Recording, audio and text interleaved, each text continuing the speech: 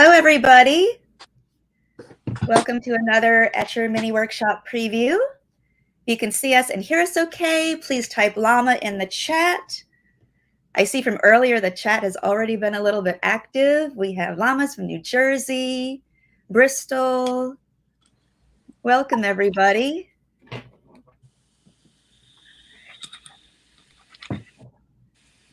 All right. Yeah, so let us know where you're watching from.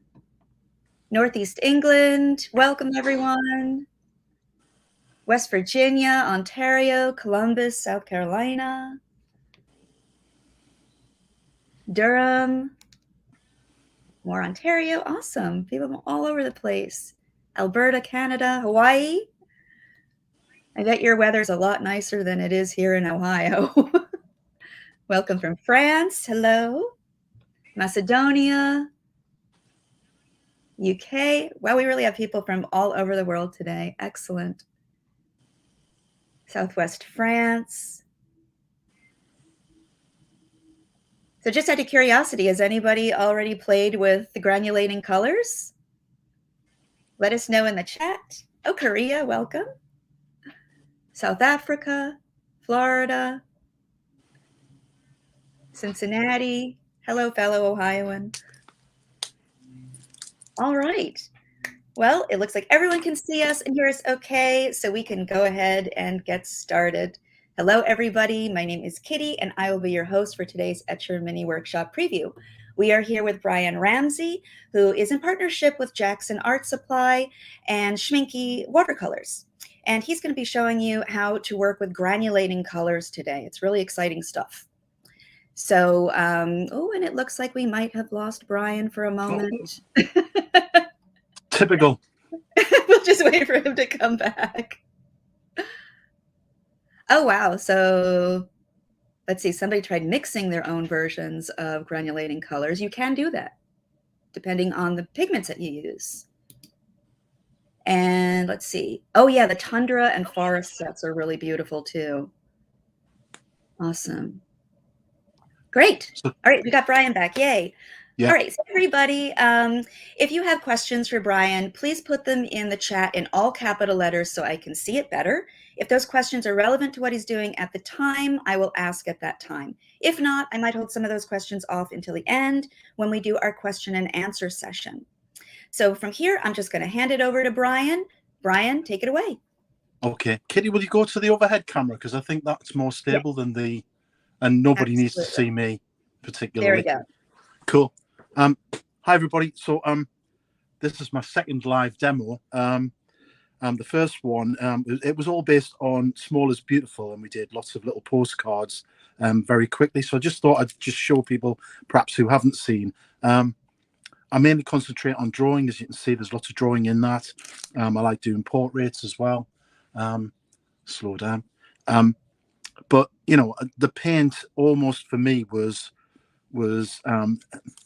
it's not what I really consider my strength to be, but I was asked by Etchr and Jackson's to demonstrate the Schmincke super granulating watercolors they do. And I think I wonder if they chose me because I'm not particularly what I think is a great painter. Obviously, no, super granulation it's the big thing of the moment. It's quite cool. You know, it's quite trendy, on point, I suppose. And when they asked me to do it, I thought, yeah, great, quite happy to do that. But it meant that I had to do a little bit of homework. So I've done some homework and I've prepared some things, which I'm hopefully going to demonstrate to you guys in the next half hour.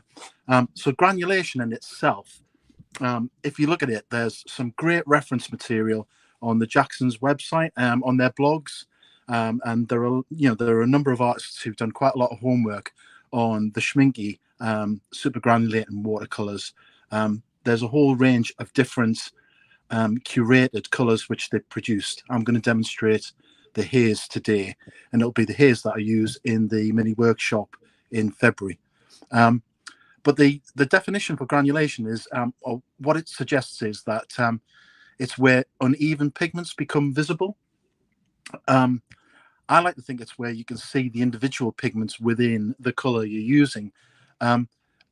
And also there's a word which I didn't know, which was flocculation. And this is kind of like the opposite to granulation. And it's where the pigments or individual pigments are attracted to each other in clumps. And apparently it's quite difficult to tell the difference between granulation and flocculation.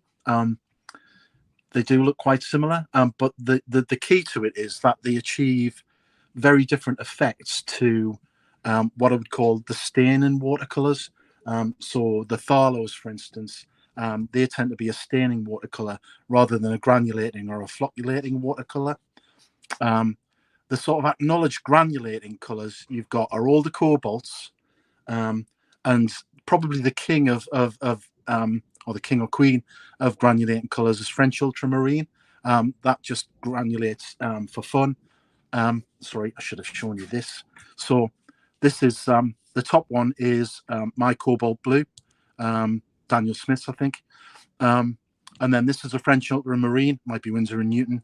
And then, so they're the two blues which like to granulate, but also you get all the earth colors. Now, apparently they used to granulate more when they were made of real earth. So the yellow ochre and the burnt umber, there are two granulating colors. I don't know. I mean, mine probably aren't made, you know, they're just regular Winsor and Newton artist quality. Whether they're made of natural materials anymore, I have no idea. Perhaps I should. But you can see the granulation in there. And then the sort of, again, if French ultramarine's the king, then I suppose black would be its dark prince. But this is, it's PBK11. Now, a lot of the granulating colors use PBK11 as a sort of carrier for the other pigments.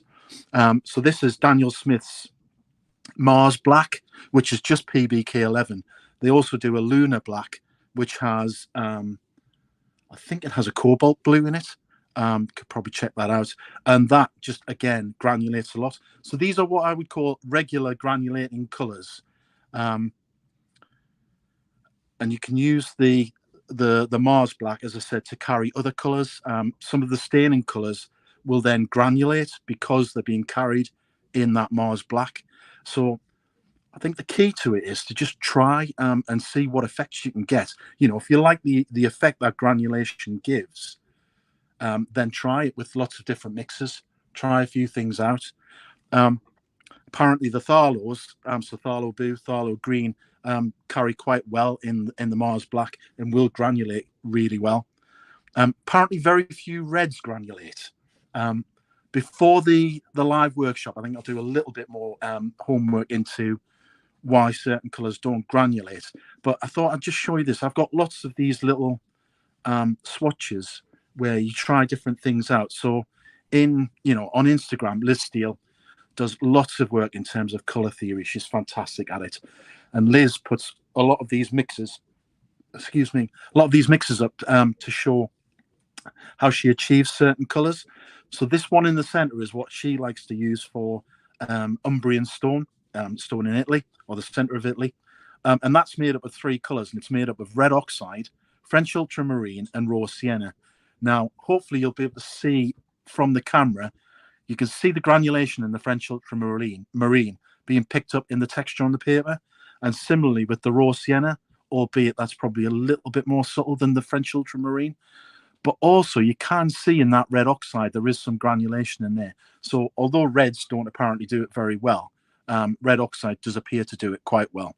And then when that's all mixed together, you get this lovely sort of bluey, reddy pink Umbrian stone, nice effect. So I would encourage you to try different mixes. It's all like alchemy, but try to see what effects you can achieve. Try something which is granulating with a staining color and see what effect you get with that. Just have a play around with it, really. So that was my brief sort of homework in terms of granulation. Now, the Schmincke colors, they come in these lovely little boxes of curated colors. They do a whole range of different super granulations. This is the Haze range, but there's a desert, there's a volcano, there's all sorts of different ones, and they're all there on the Jackson's website. And there's one box which sells the entire range, I think, which will probably be my Christmas present next year, if I'm good. So yeah, you get these 5 colours, 5 mil tubes, each of them, and in this set we've got the Haze pink, Haze blue, Haze indigo, Haze brown, and Haze black. And obviously the first thing I did was squeeze a little bit of it out onto a palette. Ordinarily with a palette I would use a white palette, but this was just a tile that I had handy from a recent bathroom refurb. But I'm not mixing any of the colours here, so I'm not bothered the fact that there is a tint to it. I was just using these as they come out the tube, without mixing in the first instance, and that's what we're going to do today in this little teaser for the mini workshop. So squeeze those out, and then obviously made a little colour swatch, slightly out of sequence, because as usual I managed to cut everything off the bottom.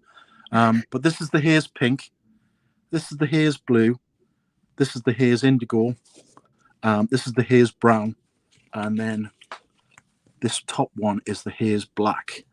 And hopefully you can see how you've got the granulation there on the textured paper, but also you've got the pigments separating. So in this Haze pink, you've got what looks like a sort of bluey grey. It's not a Payne's grey, it's just a fantastic bluey grey with I think it's essentially it's a potter's pink with this blue as the carrier, and that's what's granulating and separating out.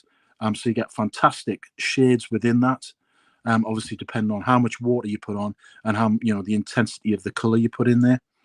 And then the blue, I think that's a cerulean blue with some yellow ochre in it. And again, you can see how much more they've granulated than just the regular pigments that you would use. So the definition or the term super granulation is very much a truism. It's not just a marketing tool. You can see how much more they've granulated, especially that Haze indigo there. And the black too. The black comes out, there's almost greens in there. It's fantastic the way it's come out. So that was the first thing I did. Obviously trying those, just make a quick swatch to understand what they do. And then in terms of the demonstration for today, what I decided to do, rather than spend 30 minutes or 15 minutes drawing something, I thought I would prepare some drawings which I would then just colour. And what I've done is I've got my favourite subject. I could draw this with my eyes shut pretty much. I'm fairly confident. This is Lindisfarne Castle on the North Sea coast of Northumberland in England. Fantastic place. It's an incredible. It's almost got like its own. It's like Brigadoon, and you go there and you instantly set back 100 years. It's incredibly calm, and it's been a bit of a haven for artists for many years.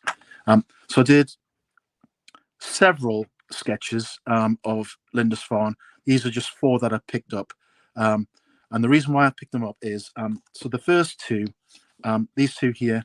No, not that one.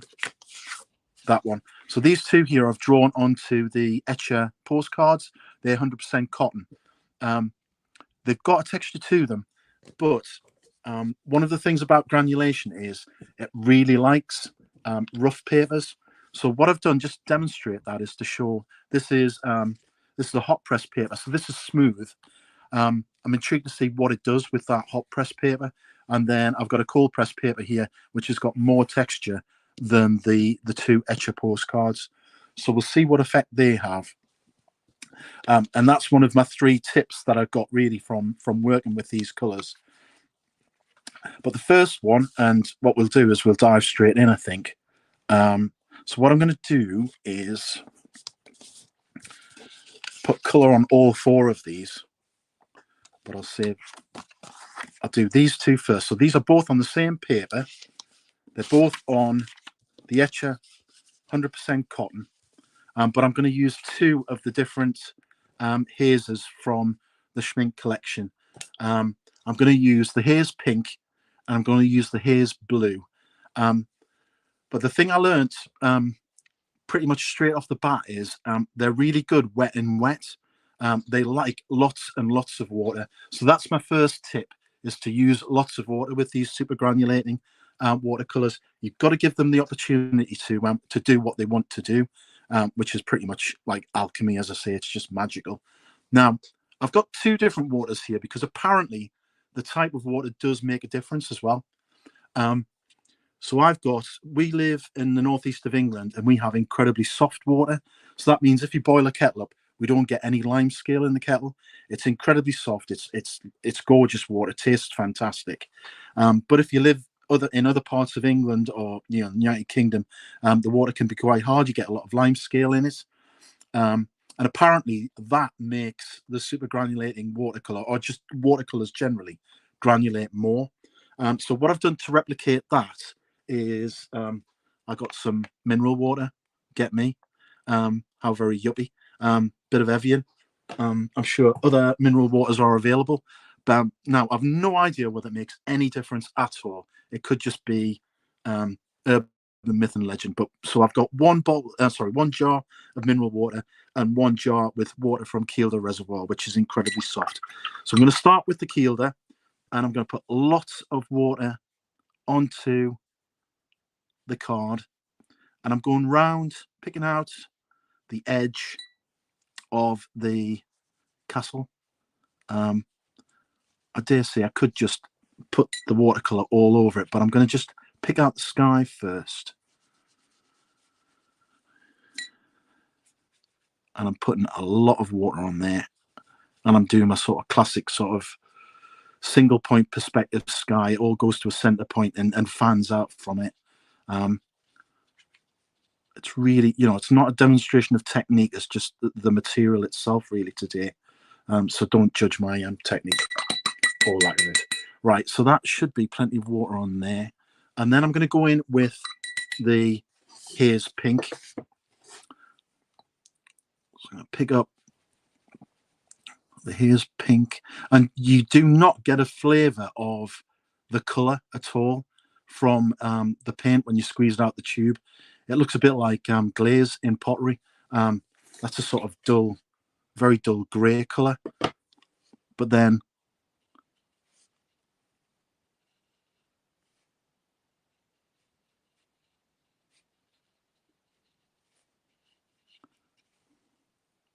you put that on.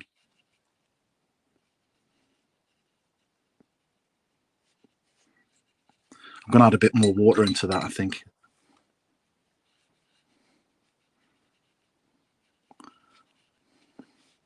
And now you can see the pink starting to come through. I think while I was talking there, the postcard absorbed a lot of the water. Oh, wow. It's like magic. It is, isn't it? It's fantastic. So the other tip I learned is leave it alone. Don't mess about with it, because I think it's once you start to mess about with it, then you're kind of putting the pigments back together again, reconstructing it. So let the water do its work with the pigments. I'm not going to put any more on than that, but you can already see you've got some dark greys in there, and you've got the potter's pink coming out there, and then you've got that blue coming out, which I'll have to check. I'm sure it is a blue. That's the carrier for the Haze pink. So I'm just going to let that dry now. So that was with Kielder water, soft water. Let's go to the other one, and what I'm going to do here is change over to the mineral water. Move that out the way. And after this, I'll probably just stick with one of the waters rather than trying to overcomplicate it, but we'll see if it makes a difference.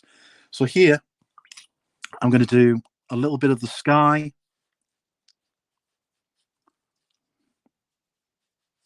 In this top right-hand corner. I'm going to put more water on that.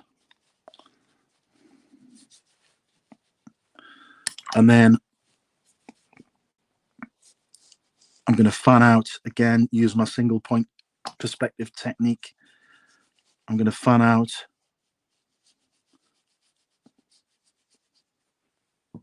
and use blue for the sea. Bit of a cliche, but it's just demonstration. Get rid of that here. Right, so in with the blue. Now the blue actually looks blue, unlike the pink.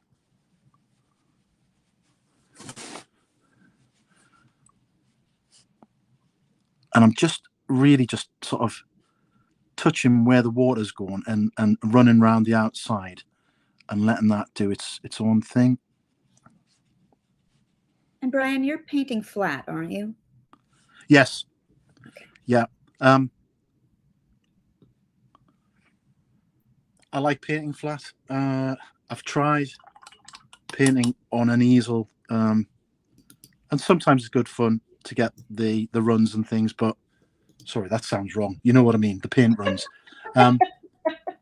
But I prefer to create my own jeopardy sometimes when I'm painting. So if I want things to run, then I'll tip it upside down, or do whatever I have to do. I have to say that the blue on itself, I think, is a little fair. It's not quite strong enough. I'm going to put a bit more water in, and I'm going to show. So I said leave it alone. It's quite a nice background color, sorry, but I think it's a great carrier for the indigo. So I'm going to drop in a bit of the indigo, and you can see that's a much stronger bullion color. Oh wow, yeah. I'm going to put a bit of that in. I bet that's not. Yeah, well, that could be okay. Brian, would you mind moving the postcard up a little bit so we can see the full frame? There we go. Thank you. I was using the reference photograph to look at, Kitty, which I don't really need to do, to be honest. Right, so that's the two Etchr postcards.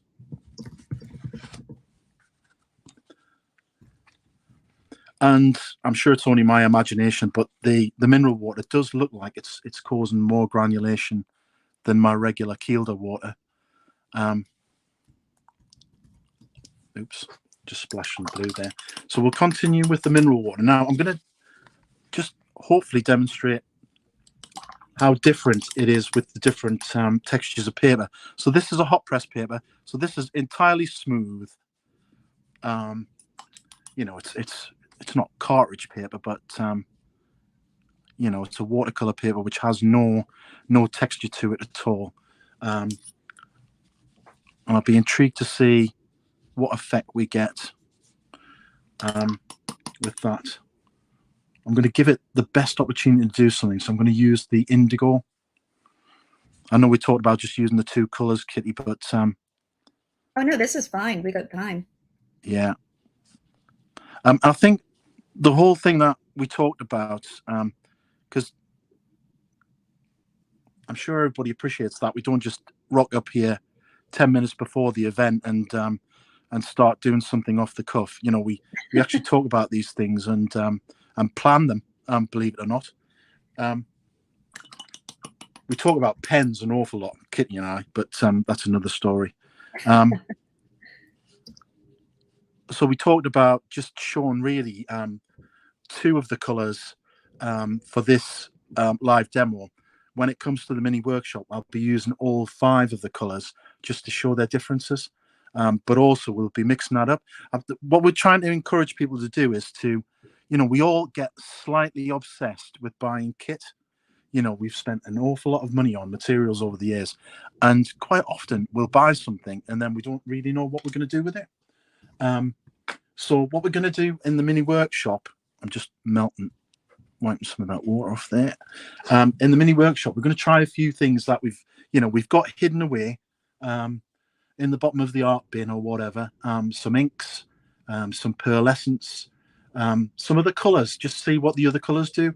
We'll try some phthalates, we'll try some cadmiums, because apparently some of the heavy metal colors, like cadmium yellow, they can be quite sort of bullyish with the colors and push them around. So we'll try a few things out and just see what works and what doesn't work, really. Right. So, in spite of that being an untextured paper, again, you can see the granulation in there, and that's quite subtle. So it's whatever you decide you want to get from whatever you're doing. But I think that's quite good. I like that. And then I brought in, I don't know what paper it is. As I think I've mentioned before, I've got lots of offcuts of paper that I just refuse to throw away. You never know when they come in handy. So this is just, it looks like a machined. It's not, it's not handmade or anything like that. It's nothing special. It's probably a Saunders Waterford or something like that. Sorry, Saunders Waterford is special, but you know what I mean. God, you've got to be so careful what you say these days. Right, so this one is more textured than the two Etchr postcards. So hopefully we've got the perfect combination here of a textured paper or Evian water. Other mineral waters are available. And I'm going to go in with the Haze pink again. Just because I think that's the one that granulates the best.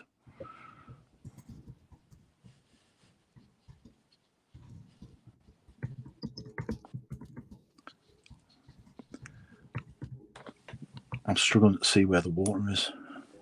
All right, that's it. Let's just introduce that in there. You see, as soon as you put water on, it starts to do its thing. I stopped it. Let's just try and get a bit more intensity in there.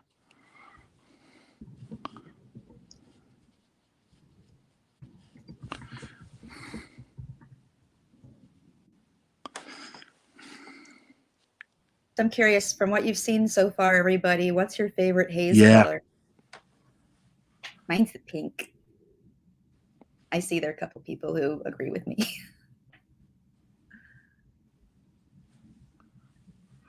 Right, so I'm just going to do a bit more on this one in terms of the shadows, the heavy shadows that you can see in the reference photo. So this is just, we're going to do this with one color, and that's the Haze pink. Pick up all of the shadow.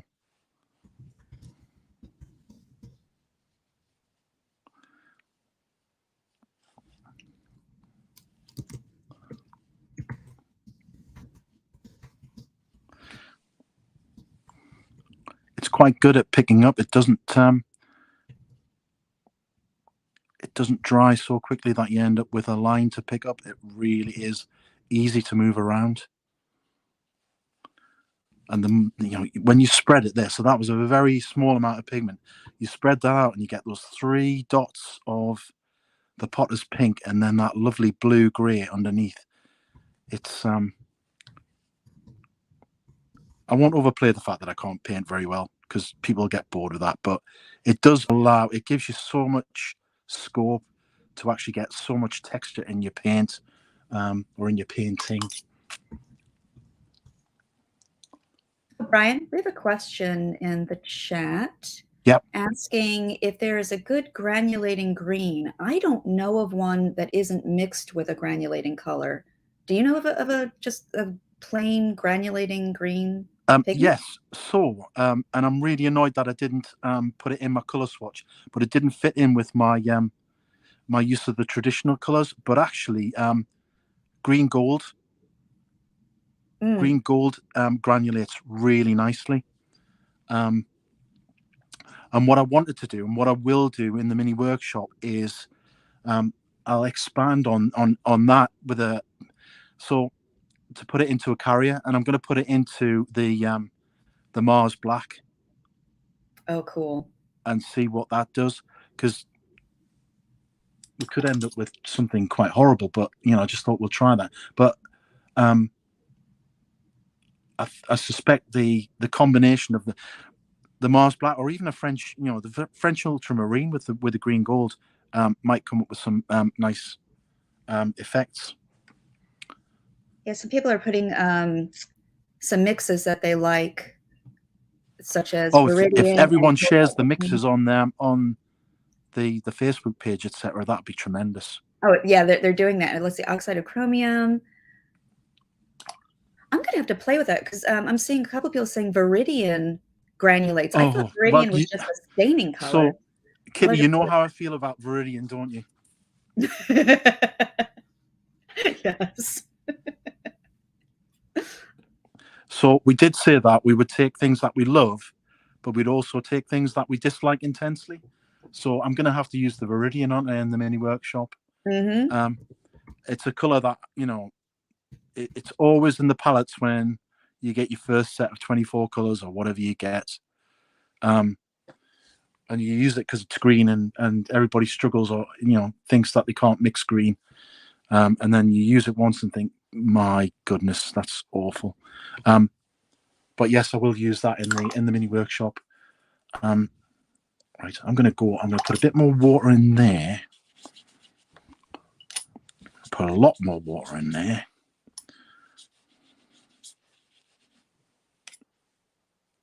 And I'm going to drop that in there like that.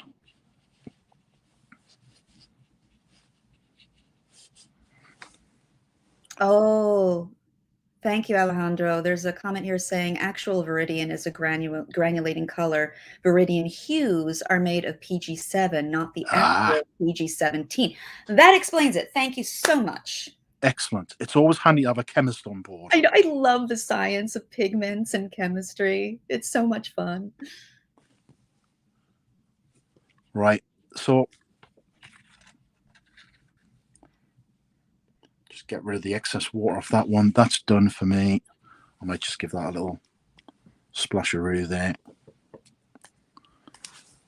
Okay. So you can see, that's one color, one super granulating color, and we've got all of those colors in there. Wow. And when that's dry, you maybe strengthen some of the shadow if you wanted to, but there's no need. It's a one stop, just one color done, and you're out of the park. It's fantastic. Love it. So I think that's it in terms of the live demonstration. Kitty, are we good for time? Yeah, I think so. Well, first of all, let me just tell everybody that, again, Brian is sponsored by Jackson Art Supply and Schmincke Watercolor. And for your first order, if it's your first order with Jackson Arts, you get 10% off. And if you scroll down to the bottom of the description underneath the video, you'll find the codes. And also, they have a special code if you would like to buy the Haze set. You get 10% off if you put in the code Haze10. So that, again, is in the description under the video. And why don't we talk a little bit about the mini workshop? The mini workshop is a 90-minute class.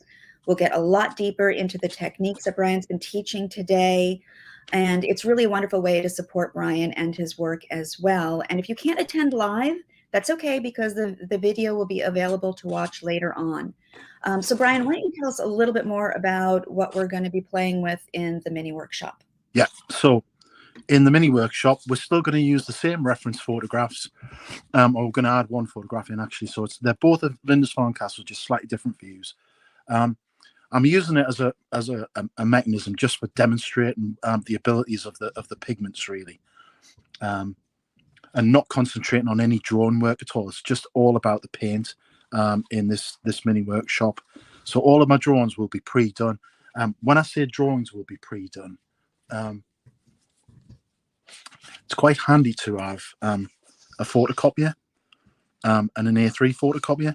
So I just did some drawings and then I photocopied them onto watercolor paper and chopped them all up. And I really can't tell the difference between the originals and the photocopies, which is a terrible, terrible admission of guilt. But, I've got all of that to work with in the mini workshop. And what I'm going to do is we're just going to have some fun with the Schmincke super granulating colors. So you've seen what they can do. There's the 4 that we've done today.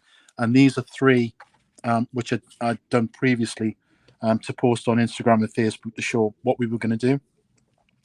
You can see the color, the shadow strength there is much, much stronger than the one we just completed. that's not to say that they're better. They're stronger and different as a consequence. So that's playing it with a straight bat, I suppose. So these, you've obviously got the super granulating colours there. We're going to use all 5 of the super granulating colours, including the black, which is fantastic.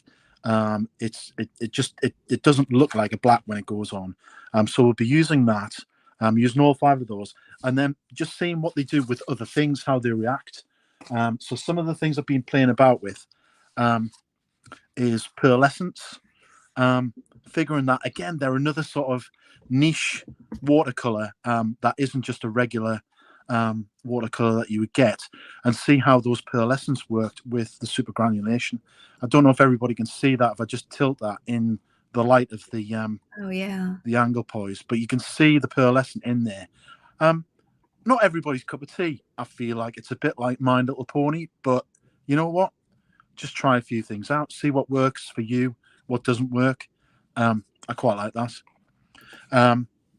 Then I tried, obviously, one of the things I was devastated about is my favourite colour in the whole world ever, Quinacridone Gold, is not a granulating colour. It refuses to granulate in any way, shape, or form, for me anyway. Perhaps if I try it with Evian water, it might actually, but it just didn't seem to go. But there, I was just so this is the Schmincke black, the Haze black, and you can see how fantastic the textures are in that. And then I just threw a couple of colours in just to see what happens. But it's obviously quite a strong colour because the quinacridone rose couldn't push it around. It just sort of like joined in with it and did its own thing, which I quite like.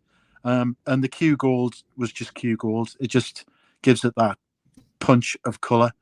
I'm not saying that's, it's particularly attractive colour choice, but we're just trying things out. And with that whole stack of stuff which I photocopied, all I'm doing here is looking at possibilities of things. And the last thing I tried was some inks. So again, I think I had the black, or actually it might have been the brown. Anyway, we'll find out when we're in the mini workshop. But put the brown on and then some of the indigo, and just saw what that did with an ink, a drawing ink. So we'll be playing around with that.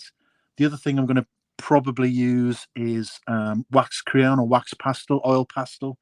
Again, just to see how the super granulating colours work with those. I'm basically going to have a rummage around in my art bin and my desk drawers and all the stuff that's been sat there and hasn't been used for the last... Oh, I best not say, because if my wife's watching, she'll think, why did you buy it in the first place if you never used it? So I shan't say that. But yeah, there's all sorts of stuff there. I'm just going to have a rummage around in the bin, pull it out, and we'll try it and see what happens. And we'll be doing, it'll be fast and furious. But hopefully we'll learn some lessons from it. But the lesson I've learned from the super granulating watercolors from Schmincke is they really do. They just give you fantastic texture. Which you can use to your own advantage, as long as you use the 3 tips of lots of water, granulating paper, rough paper, and leave it alone. Let it do what it wants to do.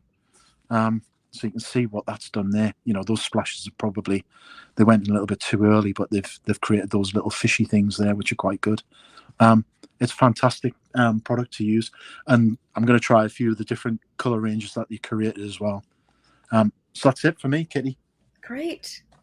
It looks like we've lost your face camera. Do you want to bring it back up when we saying goodbye and doing questions, or you can leave it off if you want to? I could do this, couldn't I? Yes, you could. Hi. That's easier. That was a lot easier. Yes, I haven't quite grasped the 2-camera thing yet. It's a challenge. Never mind. Oh, we got lots of lovely comments in here saying sounds like it's a lot of fun and love doing that, just randomly picking something different and going from there. And I love how excited you are about the prospect of experimentation and play. Yes, exactly. I did promise one of my friends to channel my inner 4-year-old. Not sure it went entirely down the 4-year-old route, but it was great fun. But I don't recommend grabbing your wife's lipstick and using that. We will be furious.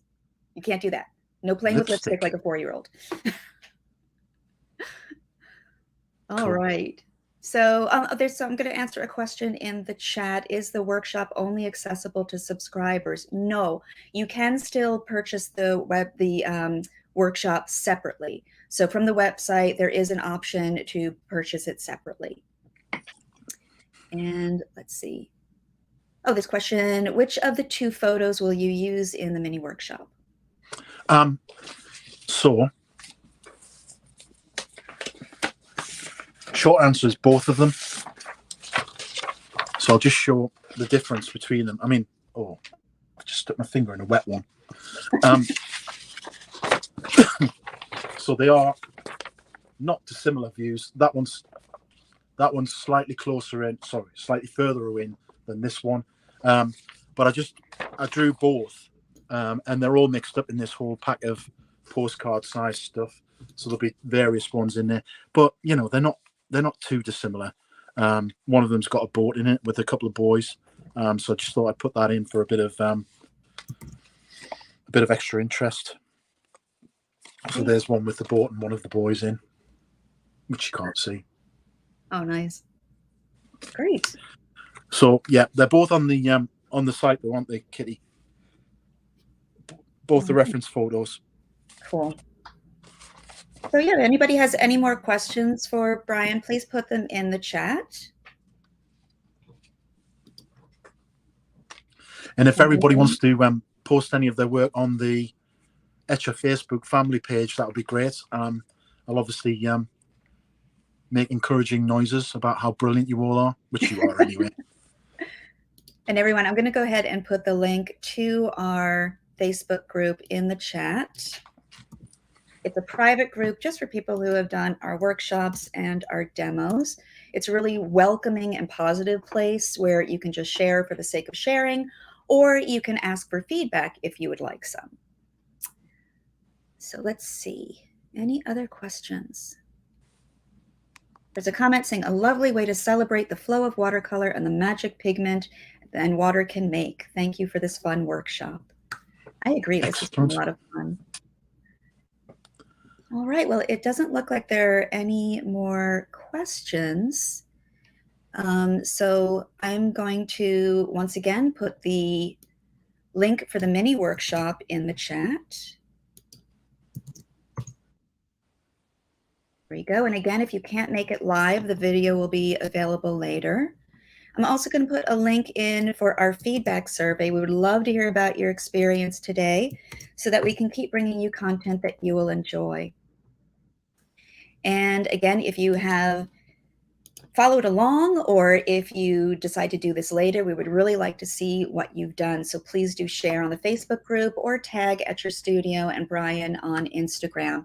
Those tags are listed in the chat as well. And one last time, if you're dying to try this set on Jackson's art, you can get the set for 10% off with the code Haze10. So let me go ahead and put that up again so you can see it. There you go. And those links to that set is at the bottom of the description of the video. And then we would like to post a question to you all as well. What other subjects do you think would be fun to do with these granulating colors? And you can put those answers into the comment section under the video. So not in the chat, but in the comment section. All right, well, it looks like that's it. Brian, are there any final thoughts before we go? Just have fun and remember the 3 tips. You know, a rough paper, lots of water, and leave it alone. Let it do what it wants to do. Great. And I can't wait to see what we do during the workshop. All right. Well, thank you, Brian, again so much. This has been really a lot of fun, very informative. And I can't wait to see all the other things that we learn in the mini workshop. So everybody, we do these free live demos several times a week. So please subscribe to our channel and turn on notifications to stay up to date and be alerted when we go live. We also have our Make More Art podcast, which has interviews with artists for some inspiration, and also product demonstrations and much more. So thank you so much for spending this time with us today. And until we see you next time, make more art. Bye, everybody. Bye, everyone.